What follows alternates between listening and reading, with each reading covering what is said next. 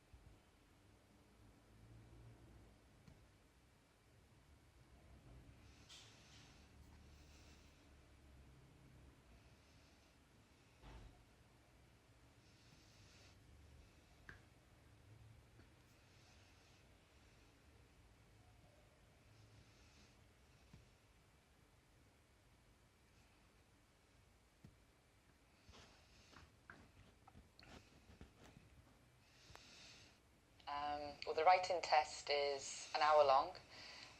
There's 2 tasks that you have to do.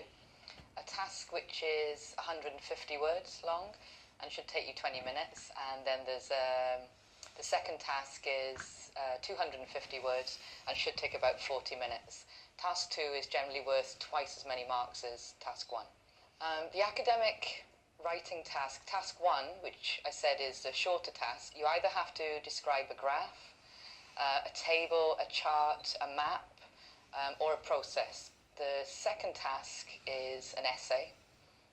Usually you have to give your opinion on a statement, so it's either an argumentative essay, a discursive essay where you do both sides.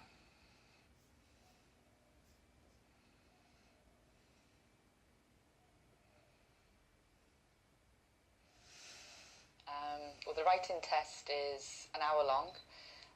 There's 2 tasks that you have.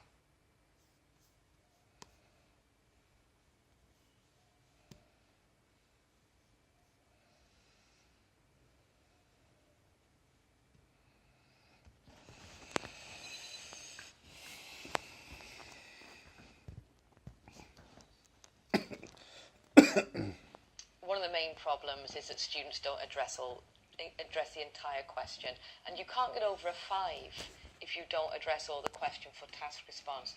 So it's extremely important. On the day, when you get your question, read it thoroughly. Examine it, dissect it. What is it it's asking you to do? And it will probably ask you to do minimum 2 things, maximum 4 things. Make sure you cover all the elements of the question.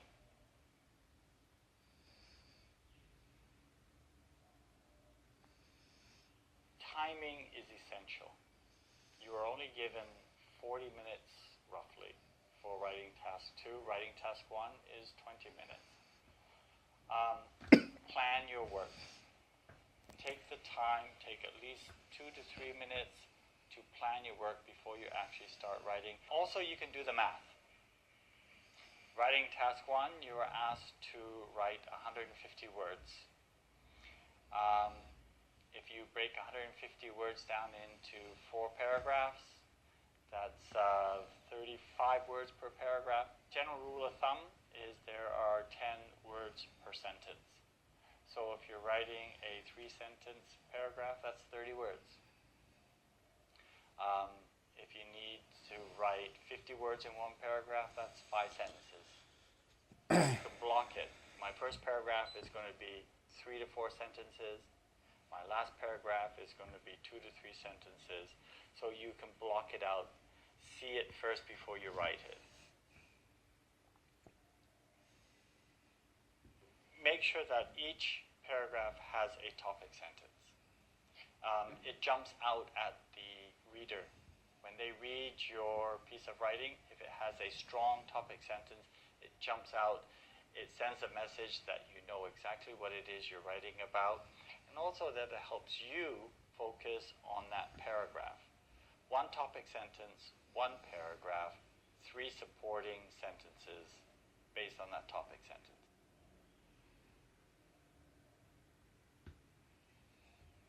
Refrain from repeating the same word over and over again.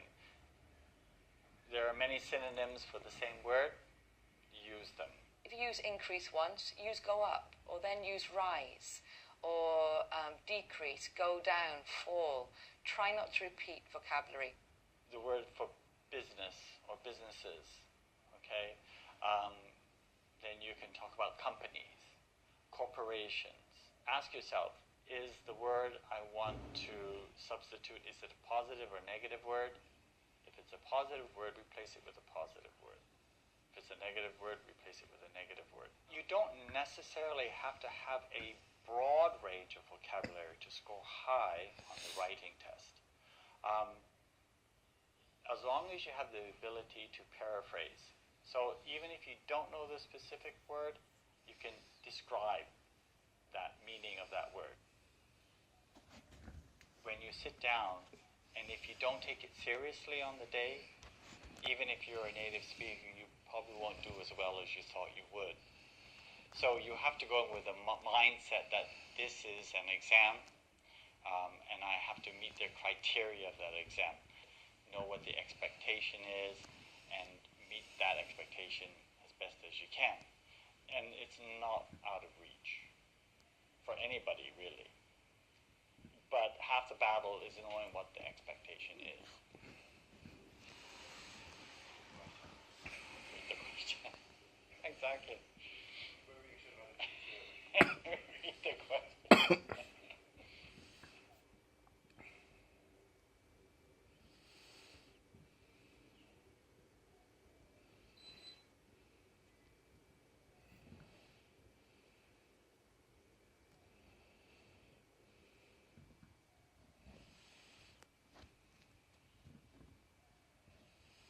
Usually the questions for writing test 2 primarily would be asked to give your opinion on something. One thing that you have to be aware of is that they might ask you, to what extent do you agree with something? In that case, you don't have to give a counter argument. They may ask you, give the advantages and disadvantages of something. And then right away, you know that you have to give an argument, counter-argument, which is a little bit more complicated. But in one aspect, it's quite a bit easier because you know exactly what the format should look like. If you're giving a argument, counter-argument, right away, you know it's a 4-paragraph piece of writing. First paragraph is introduction, last paragraph is conclusion, and then the 2 main bodies are for and against.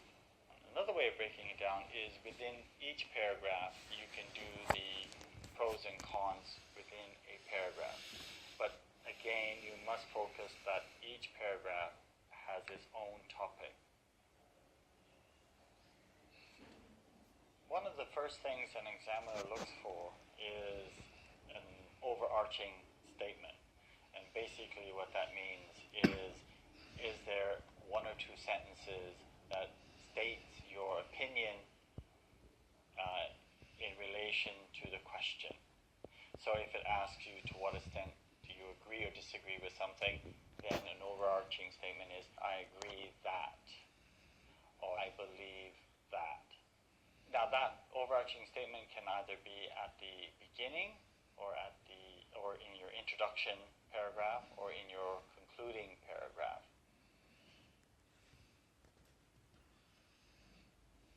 Simple in terms of response. I mean, as the examiners, they probably realize that you're only given 40 minutes to respond to a question. So it's not a thesis, right? You don't have time to research your topic. That's why the topics are very common. Always go back to the question. Ask yourself, am I answering the question? And you'll find that if you do that, you'll probably end up well short of 40 minutes, which is a good thing, because then it will give you the opportunity to go back, read it through. The papers are written in pencil, so you can erase, you can make changes. The pitfall with using a lot of memorized text is that although it may have strong vocabulary in it, it may not be directly related to the question that you are responding to. So if it doesn't directly relate, it will jump out to the reader for the wrong reason.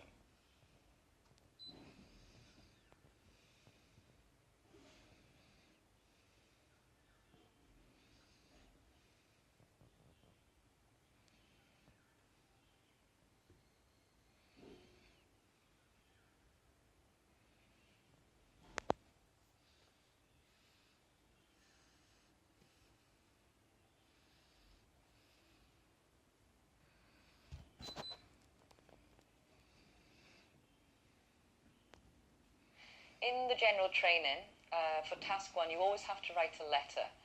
Now, the letter can either be a formal letter or an informal letter, so it's very important at the beginning you decide which one it is so that you know which tone to write in. So if it's an informal letter, for example, to a friend or someone you've gone to stay with, you need to write in a very informal style. If it's a formal letter, clearly you need to write in a more formal, business-like style. So it's very important to know about the different styles and what kind of language or punctuation is required for these styles. So looking at the task 1 that we have here,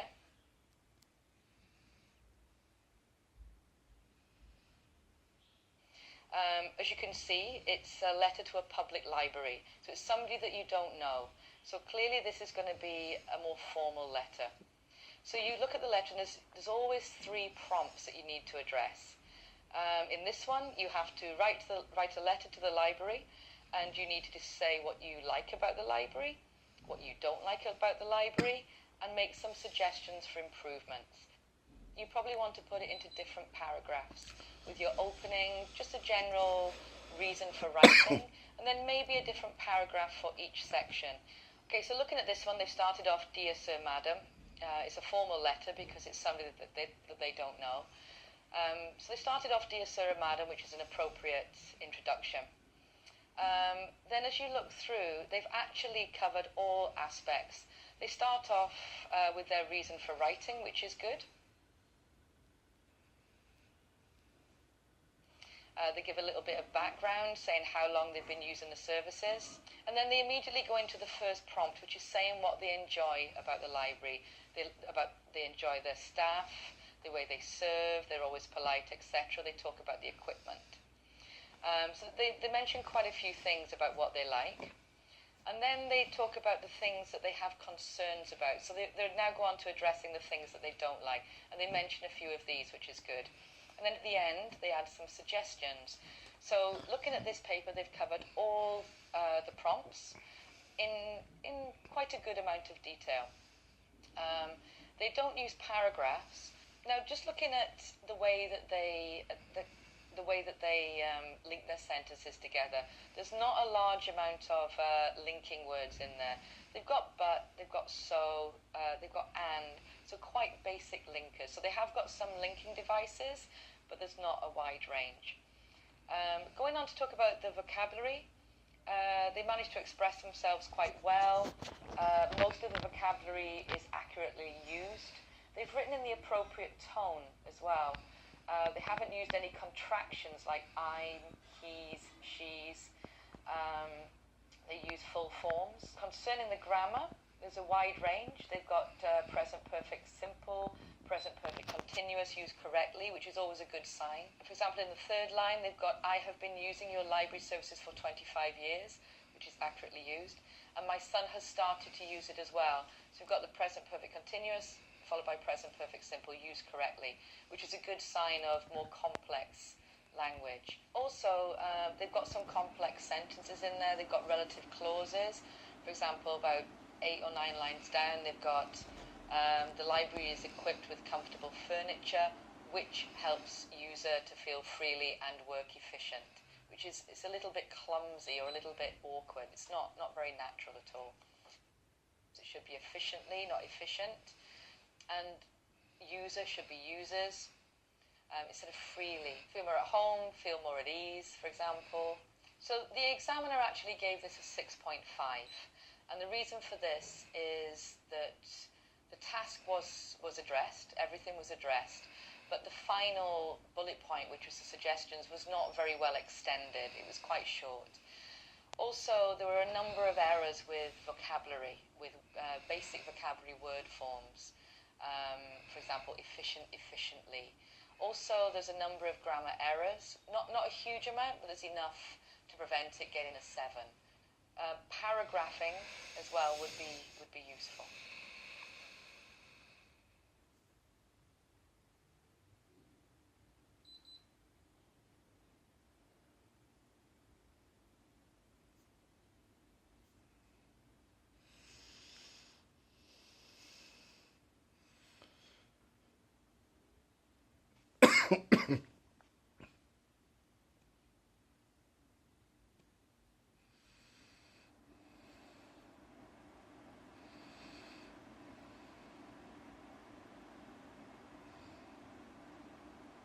Now we're going to look at task 2 for the general training. In this task,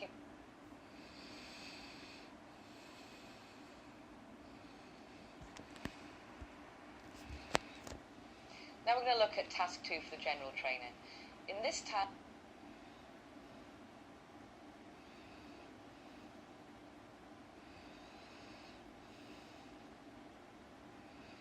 Now we're going to look at task 2 for the general training.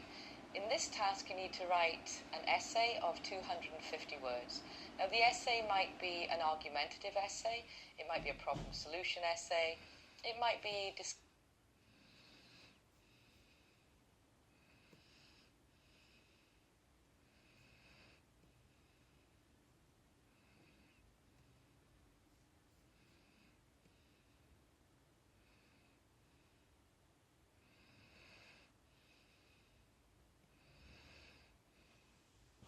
Now we're going to look at task 2 for the general training. In this task, you need to write an essay of 250 words. Now, the essay might be an argumentative essay, it might be a problem-solution essay, it might be discussing both sides of an issue. The most important thing to do, first of all, is to look at the question and see how many parts need to be answered. If you don't answer all parts required, then you're going to lose marks on the task response. So looking at the task that we have here, it says, shopping is becoming more and more popular as a leisure activity. However, some people feel that this has both positive and negative effects. Why is shopping so popular? What effects does its increase in popularity have on individuals and on society? So here they talk about in the first part, people feel it has both positive and negative. So you need to mention this at some point. Then it says, why is shopping so popular? And then it asks for what effects it has. So you might want to think about putting the effects together in a paragraph, and then the why is shopping popular in a paragraph. So overall for this, you're probably looking for your introduction, a paragraph on why shopping is popular, and then a paragraph on its effects, positive and negative, and then a conclusion. Looking at this answer, it's got 4 clear paragraphs. The first paragraph directly addresses why shopping is so popular.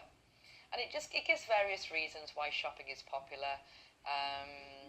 It allows people to feel good about themselves when they imagine owning some products. It talks about being able to meet friends, make contact with people, get to know the latest trends, etc. So it addresses the first part, and it gives a few different points. Then it goes on to the effect that shopping has on an individual. So it's addressing the first part of the second question. And then it goes on in the third paragraph to talk about the popularity, the increasing popularity and the effect on society. And then it goes on to say more job opportunities will be created in advertising. So basically it addresses most of the question. Going on to the actual language, there are very few mistakes grammatically. There's minor mistakes, like there's some commas that are missing, but generally it's very, very well controlled. The vocabulary is very, very well used. There's a number of idiomatic phrases, for example, to come out of your shell, which is correctly used. Also, collocations, words which are frequently found together, natural combinations of words. For example, to get to know something, to nourish self-esteem, using self-esteem, material things, competitive prices. These are all good collocations which indicate candidates' higher level of vocabulary. So overall, they've answered the question and developed the answers to a certain extent. There's a wide range of grammar and vocabulary correctly used, except for a few minor problems. So generally, it's a good script. I think one of the main things that this script lacks is the fact that it doesn't address the negative effects at all, which would probably stop it getting a higher grade. It doesn't talk, in the question it says, some people feel it has both positive and negative effects. It doesn't mention any negative effects whatsoever. Okay. Also, in the second to last paragraph, it talks about more job opportunities will be created. But in the paragraph before, it's already talking about job opportunities being created. So if it starts a new paragraph, it should be a new idea, not continuing a similar idea. So maybe put that in the same paragraph, or if you're going to have another paragraph, have a new idea. One thing that isn't so good about this script, it talks very generally all the way through about shopping, and then the final paragraph talks about their own personal shopping experience, and it kind of changes the tone. This final paragraph should be more of a general conclusion, not just going on to their personal thing, their personal experience. So the examiner actually gave this an 8 overall, and the reasons were all the task was addressed, but the fact that they didn't talk about the negative effects, even if it was a small mention, stopped this getting a 9. Concerning the vocabulary, there's a wide range, flexibly used. No real problems with vocabulary, although there were minor problems with prepositions. Some of the prepositions were either not used when they should have been, or they were the wrong preposition. There's a few minor grammar problems, mostly maybe with punctuation, but generally the majority of sentences are error-free, and there's a wide range of grammar used. It's clear all the way through, apart from the final paragraph, which the examiner says is a shift in focus or a shift in tone, a change in tone, which again prevented it from getting a higher grade. But overall, it's a very well-developed answer with very good control over grammar and vocabulary and with a wide range.